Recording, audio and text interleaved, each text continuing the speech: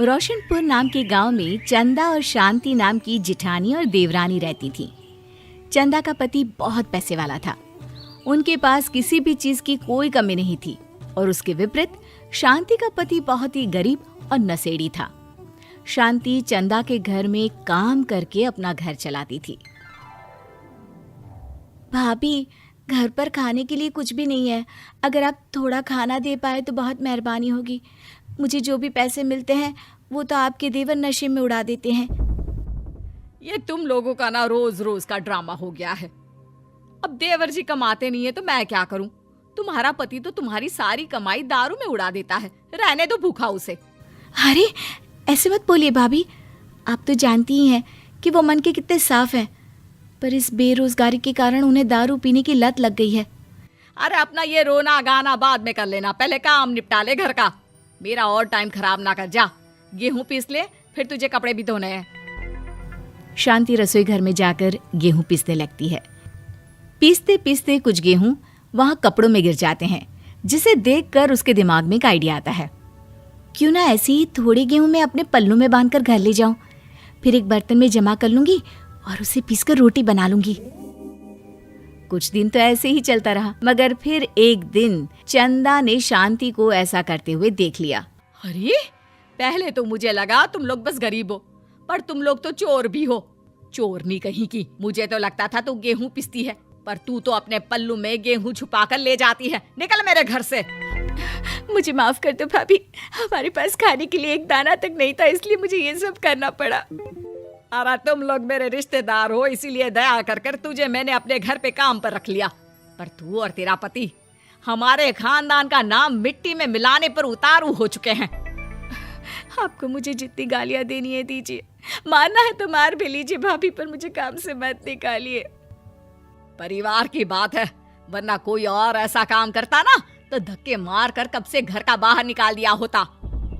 रोते रोते शांति अपने घर चली जाती है, जहाँ उसका नशेड़ी पति कहता है, अरे कहाँ रह गई थी कामचोर? इतनी देर क्यों कर दी? आज पैसे लाई कि आज भी खाली हाथ वापस आ गई है? अपने हाथ दिखा। जरूर पैसे छुपा लिए ताकि मैं दारू ना पी पाऊं। नहीं जी, मैं आपसे क्यों छुपाऊंगी, और अभी आप दारू पीने की बात कर रहे हैं, उसी कारण तो आज हम लोगों की ये हालत हो गई है। किसी काम की नहीं है तू, बिना मार खाए समझेगी नहीं। रख, अभी तेरे होश ठिकाने लगाता हूँ। रामलाल शांति को बहुत मारता है। शांति का मन दुखी हो जाता है और वो गांव के तालाब के पास के एक पेड़ के नीचे बैठकर फूट फूट कर रोने लगती है।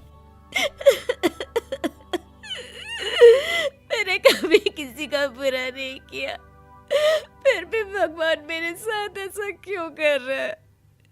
मैं तो रामलाल जी की फिक्र करती हूँ, फिर भी उन्होंने मुझे इतना मारा। तभी उसे एक आवाज सुनाई देती है, रोने की कोई जरूरत नहीं है बेटी, चिंता क्यों करती हो?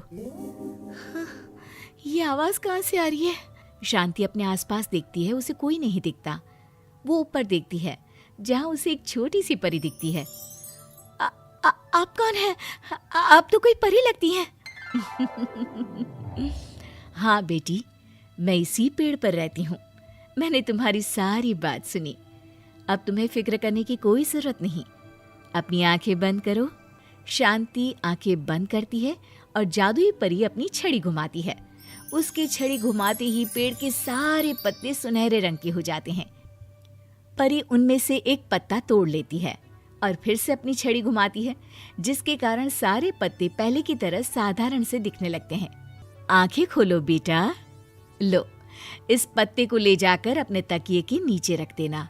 ये तो एक साधारण पत्ता है, इससे क्या होगा? ठीक है, अगर आप कहती हैं तो मैं इसे रख लेती हूँ। शांति उस पत्ते को लेकर अपने घर जाती है और अपने कमरे में तकिए के नीचे रखकर सो जाती है। सपने में उसे वही पेड़ वाली जादुई परी दिखाई देती है। बोलो शांति, क्या चाहिए तुम्हें?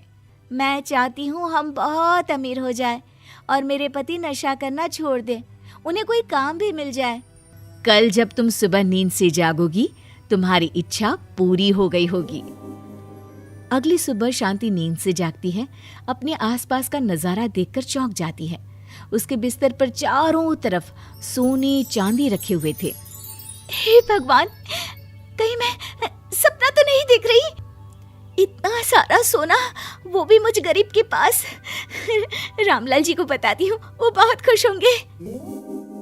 शांति जैसे ही कमरे के बाहर जाती है, वो देखती है कि रामलाल सूट बूट पहने काम के लिए बाहर जा रहा होता है।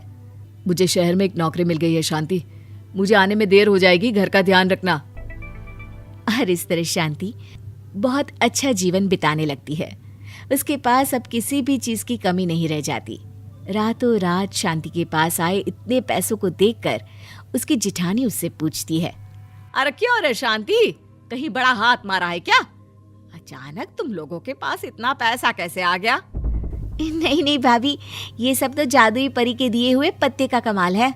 शांति जादुई पत्ते के बारे में सारी बात चंदा को बताती है, जिसे सुनकर चंदा के मन में लालच आ जाता है और वो झूठ मूठ रोते हुए उसी पेड़ के नीचे जाती है जहाँ उसकी रोने की आवाज सुनकर जादुई परी कहती है, क्या हुआ बेटा, क्यों रो रही हो? मैं बहुत गरीब हूँ, मेरे पति मुझे बहुत मारते हैं, अब मैं जीना नहीं चाहती। चिंता मत करो बेटा, अपनी आंखें बंद करो। जादुई परी चंदा को भी उसी पेड़ का एक पत्ता देती है और तकिए के नीचे रखने को कहती है। चंदा उस पत्ते को लाकर अपने तकिए के नीचे रख लेती है और अगली सुबह जब उठती है तो उसके कमरे में चारों तरफ सांप बिच्छू रहते हैं। अरे बचाओ बचाओ, कोई मुझे बचाओ, ये कैसा पत्ता है जिसे लाने के बाद उस गरीब शांति के पास तो इतना सारा सोना आ गया, और मेरे चारों तरफ ये सांप बिच्छू, अरे कोई बचाओ। चंदा अपनी जान बचाती हुई शांति के पास जाती है। चलिए भाभी, मुझे लगता है आपके घर में सांप बिच्छू को बस जादुई परी ही हटा सकती है। दोनों मिलकर जादुई परी के पास जाते हैं। ये सब तुम्हारे बुरे इरादों का नतीजा है चंदा। तुम झूठ मूठ बस पैसे के लालच के कारण यहाँ आकर रो रही थी, इसीलिए तुम्हें जादुई पत्ते ने उसकी सजा दी। अरे मुझे माफ कर दीजिए जादुई परी, मेरे मन में लालच आ गया था। अरे शांति, तुम भी मुझे माफ कर दो, मैंने तुम्हारे साथ बहुत गलत किया है, फिर भी तुम मेरी मदद के लिए आई। चंदा को अपनी गलती का एहसास हो जाता है, इसलिए जादुई परी उसके घर से सारे सांप बिच्छू को गायब कर देती है। चंदा और शांति आपस में मिलजुल कर रहने लगती हैं।